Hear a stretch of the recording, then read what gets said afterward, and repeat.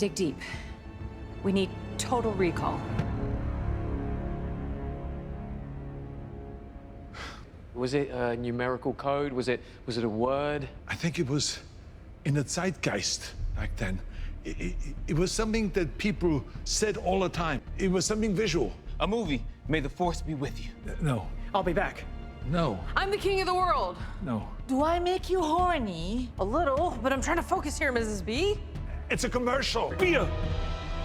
It's a beer commercial. I got it. Just speak the password here, sir. What's up? Say it like you mean it, man. Like, say it like the world is depending on you. What's that?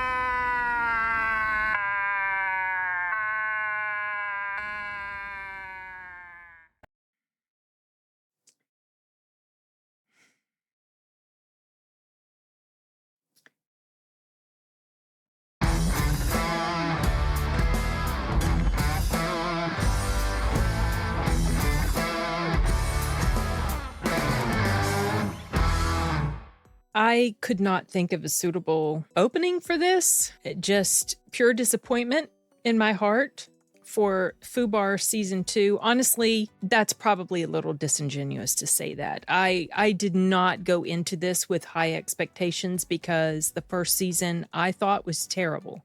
Terrible. My brother described this show as TEMU True Lies, and I think that's about as apt a description as one can give this absolutely craptastically awful show starring Arnold Schwarzenegger, and it pains me to have to say these things because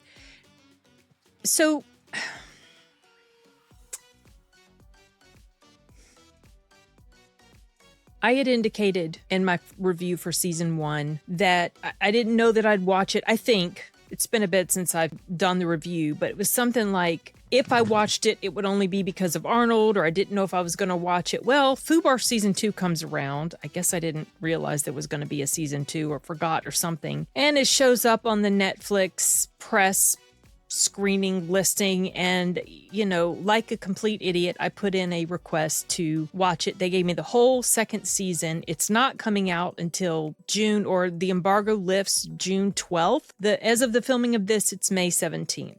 It has not improved. I really can't think of anything positive to say about this show. There were 2 times that I actually laughed, as in it really tickled me what was happening. Only twice. There's 8 episodes. Each episode is like 40 to 50 minutes long. And this show is described as dark comedy. It's not dark comedy. It's goofball, stupid comedy. And the comedy isn't even that funny. It's not even that funny. That's the thing. Like, this show, if it were supposed to be a blatant parody, I feel like it would land better. But this show seems to take itself seriously while at the same time trying to be goofily funny. And the comedy does not land. And the dialogue is cringe. And the acting, like, the people in here are decent enough actors. Probably the one who had the best performance was Monica Barbaro. And even then, some of the stuff that her character had to say and do was just...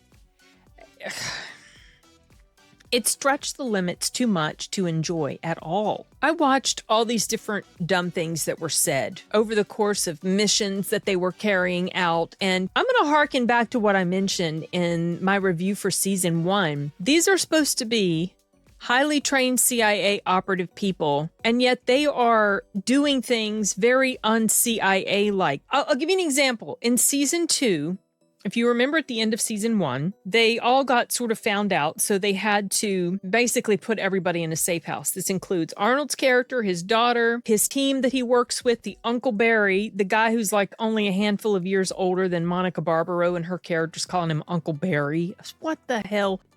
I thought that was stupid and cheesy in the first one. And the Alden guy, like the hunky guy, Monica Barbaro's character's ex-fiancé, Arnold's ex-wife's character's ex-fiancé, because Arnold and his ex-wife have hooked up again. And who else was he?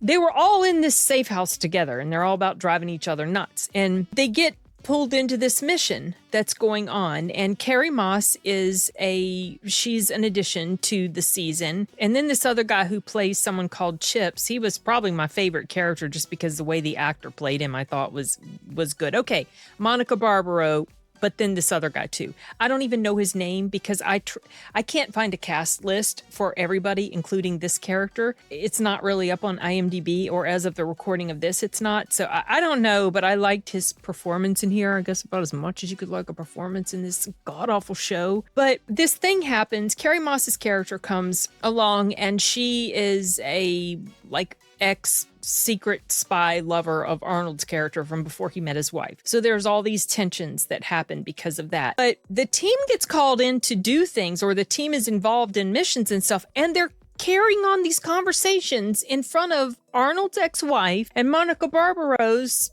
ex-fiance. And these people show up in the command center of the sea. What? And they're listening in on all the conversation that's going on in the, it's, I know the show is supposed to stretch the limits, but come on. It's like the writers, you know what? It's like the writers are just a bunch of 12-year-olds writing fan fiction of True Lies or something. It was so bad. It's not any better than the first season. And the chick who was in the clip that I put in my review for season 1, the chick who peed in a bottle because they needed to make liquid for something, her character is brought up as nomination for the head of this unit. What the hell? It's she's not.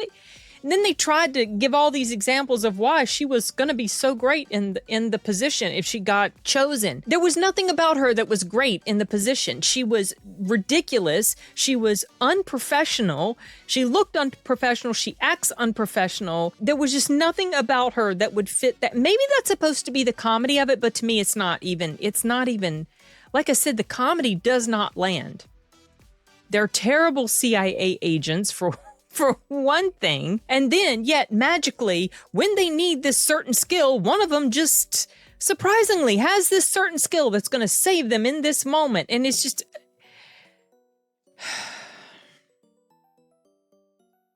the situations in here were stupid. The dialogue was stupid. It was not funny. I'll give you an example of some of the dumb, some of the stuff that was played for comedy. There's a situation where they all think they're going to die, and the Rue chick, she's the fat chick peeing in the bottle, she was like, oh, I'm going to die and I'm never going to see Shreveport. And someone says to her, what's in Shreveport? And she says, titties. What? This is supposed to be funny? This is so dumb. What the hell? Who is writing this? This was created by Nick Santora. I don't know if he wrote all these episodes, but if he did, that's a real downgrade from the first season, because the episodes he wrote in the first season were probably the better ones of the entire show, and that's not saying much. Then there's another example of people trying to be tough, and some of the dialogue that they say, Arnold's character's ex-wife is getting on to somebody and she's acting all tough. She's like, give me 5 minutes with her and she'll tell me everything she knows. You're not even a trained operative. This is supposed to be some sort of tough-ass line from you, and someone's like, oh my, she was so tough and cool. What? No, it was so... And then, sometimes they'll drop the F-bomb, but then sometimes, specifically Arnold's character, he doesn't say the F-bomb, he says fluffed. When they all think they're going to die, we're so fluffed. What? What?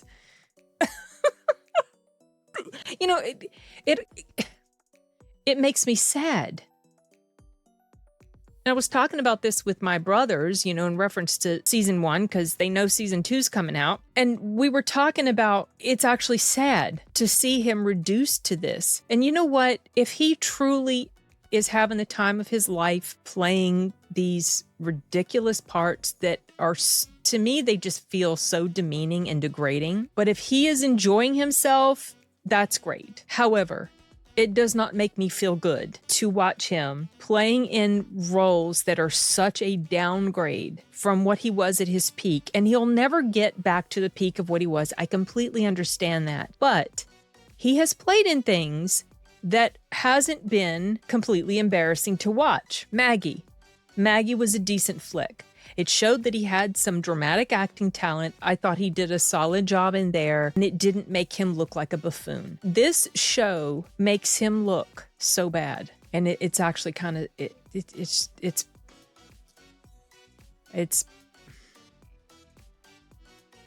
it's a little depressing to see it. But, you know, if he's happy, I guess that's good. Maybe it feels a little selfish to say it's not making me, a fan, happy to see him reduced to this. It's not like he needs the money, so he's clearly doing this because he enjoys it. I mean, I'm assuming that's the only explanation. I just wish he would pick projects that would make better use of his abilities. The writers also in here were trying so hard to make sure they threw in all these cool references to things he's done before. You know, they referred to, you need to have total recall, and then they threw out the I'll be back line, and then the other stuff, a talk to the hand and other things, like, see what we did there? Haha, look how clever we are. We snuck this in the dialogue. No, it looks stupid.